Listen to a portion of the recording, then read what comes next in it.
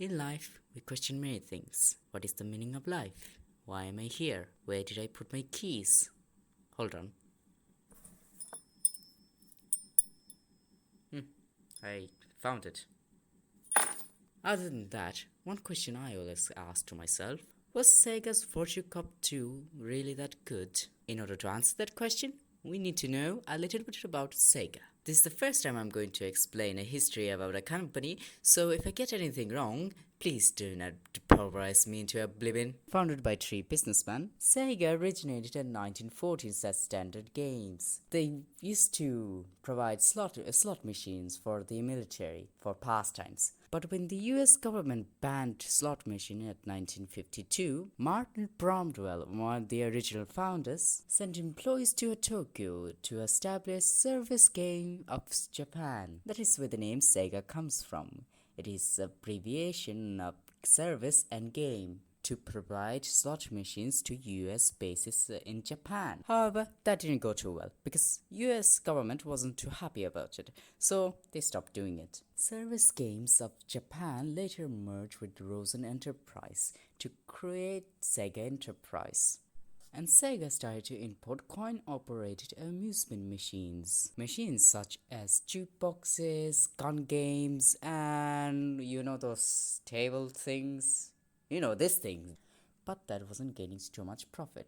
So they tried their hands at arcade games. So Sega ended up releasing Periscope at 1965, and it immediately became a worldwide hit.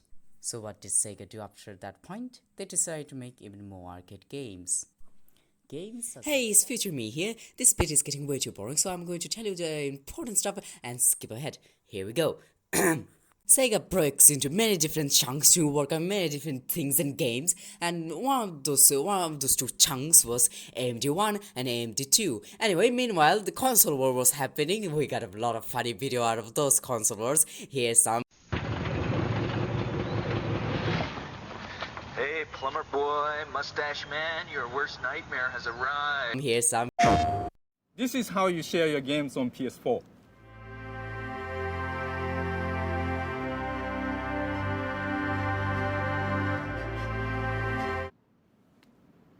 Thanks. PlayStation. I'm gonna leave a link to this down in the description. Go watch it, you'll love it, I promise. But AMD2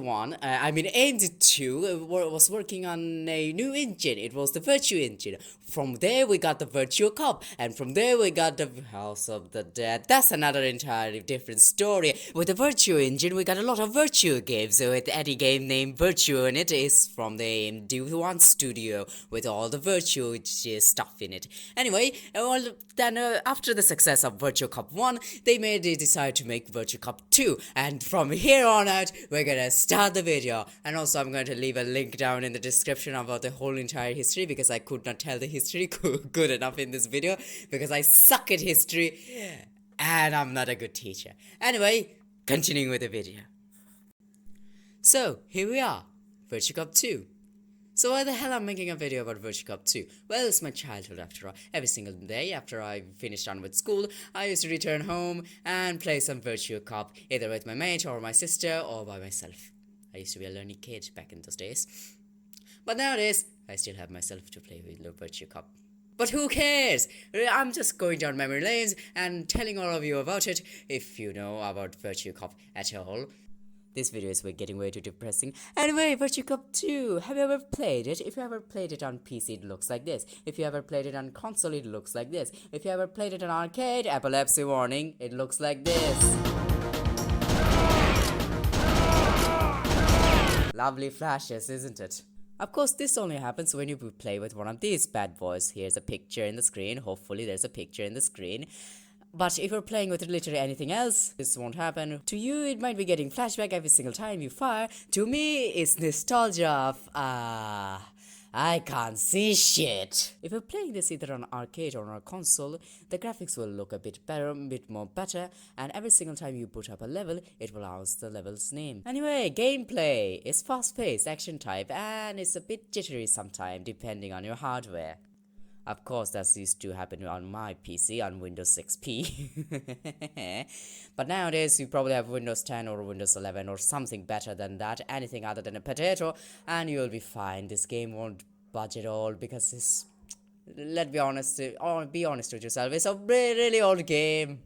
Anyway, gameplay. How do you play this game? Well, it's easy enough. Just aim and shoot. It's that simple. Movements, you don't have to worry about movements. The game moves itself. It's a rail shooter. All you have to do is aim and shoot and shoot and shoot and shoot and shoot and shoot. And watch out for the civilians. Ooh, you killed a civilian by accident, I see. Yes, you see, the civilians in this game are a bit of an idiot head. There's a gunfight going around and they will pop their head being like, "Don't shoot!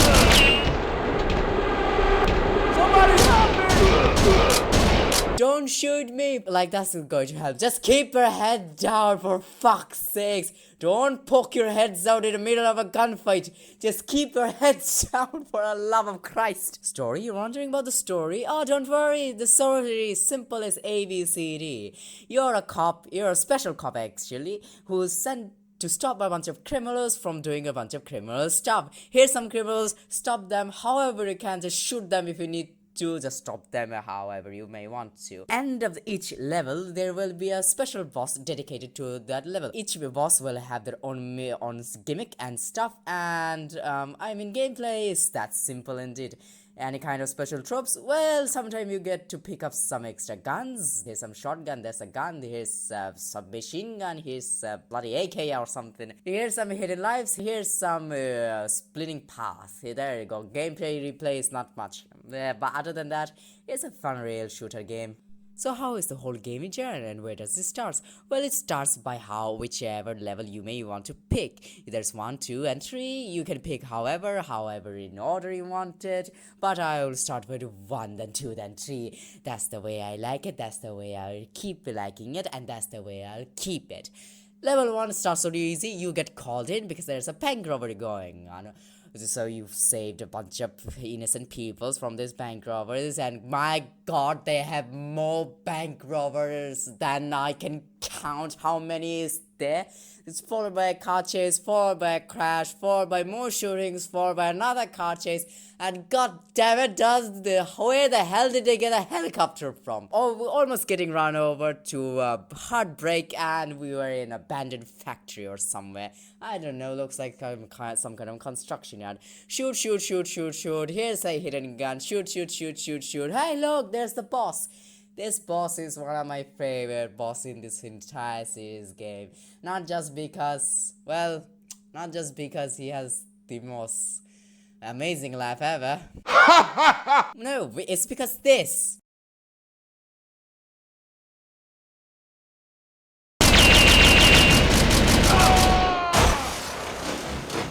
Motherfucker picks up a truck and chucks at you. How strong is this blood? If he can pick up a truck, he can pick up a rocket. I guarantee you. Alright, second level. Second level is pretty simple. It's save the mayor. But where is the mayor? We don't know. We're just going inside of a boat and we're going to figure it out from there. God damn it, those helicopters are back, and somehow they managed to get the military in this situation as well. The military are now working with them, and they're against us. So, we're just a one-man army, aren't we? Yes, we are, and we must shoot. Hey, look, it's a lovely little radio right here with some guitars and all of that stuff, drums and this and that. Shoot. Splitting parts, shoot. We're in a bath. God damn it, I killed them by accident. You should not have poked your head. Shoot. Are these Attack on Titan shit or something? Anyway, this bit is the hardest boss fight in the whole entire game. Yes, the second boss fight is the hardest, not the third one. Trust me on this one, because they're not strong. They're pretty weak, actually. The reason this bit is so hard, because, well, those are a bunch of lads. I'm a single player. And they're shooting a bunch of rockets at me.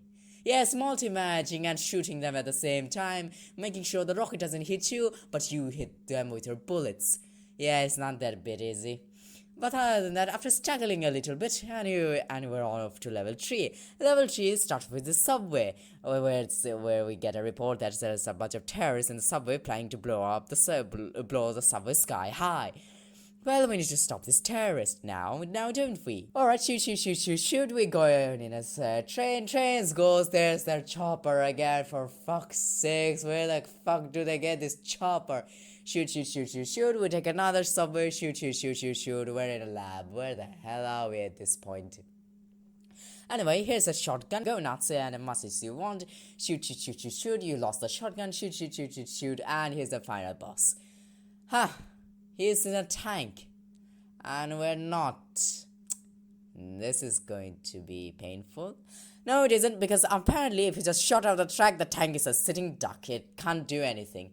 Shoot, the tank blows up, the driver comes out, he tries to clobber us with a fucking mallet or something, and 3 bullets to the head, and he's dead. Well, that is the entire game nowadays, isn't it? Nope, there's a secret level for beating all of the levels at once. At one go, you unlock the 4th level, which is Stop the Airborne or something. I don't know, I didn't read the description or something. Anyway, this bit is just a boss battle. It's the final boss. Yes, this guy has been pulling the string behind the curtains this whole time.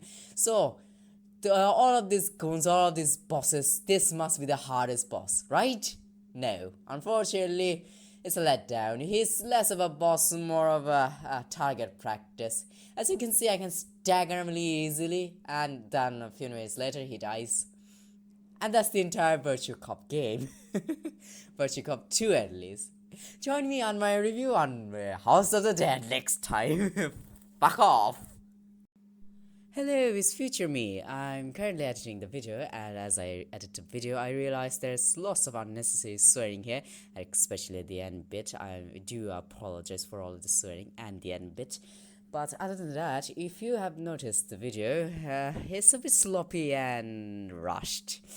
Why is it rushed? Why is it sloppy? Well, it's a long story. Let me tell you the whole story. Well, this video, I went into thinking, oh, I'm gonna make this educational video about Sega's whole company and this and that stuff.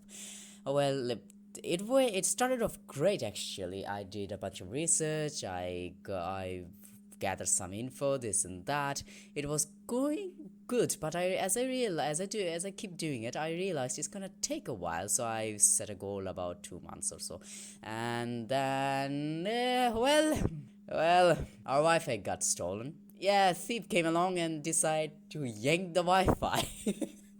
Nothing else, the Wi-Fi. Yeah. Why go for the money when there's a Wi-Fi sitting right there? Let me just yank it and poke off with it. Yeah, so no Wi-Fi, no research. Yeah, so no online connection. So this video is getting made offline with the little knowledge I have left from all my notes and scripts. And yeah, this is the reason this video is so rushed, and you can hear my frustration in this entire video. And I'm trying to make this end bit short as possible because I have some blips and blobs that got cut out from the video. It's a bit funny to hear, and other than that, cut out bits that you guys didn't hear. Other than that, thank you for watching. It's that simple. Each level has a boss, and that each boss is fuck. There's a fucking dog screaming. Shut up. Will you shut up? I'm just doing it. You got to be fucking kidding me. Hold on, I'm gonna go take care of the dog. I'm not gonna beat him up, I'm just gonna scare it. Alright, hold on.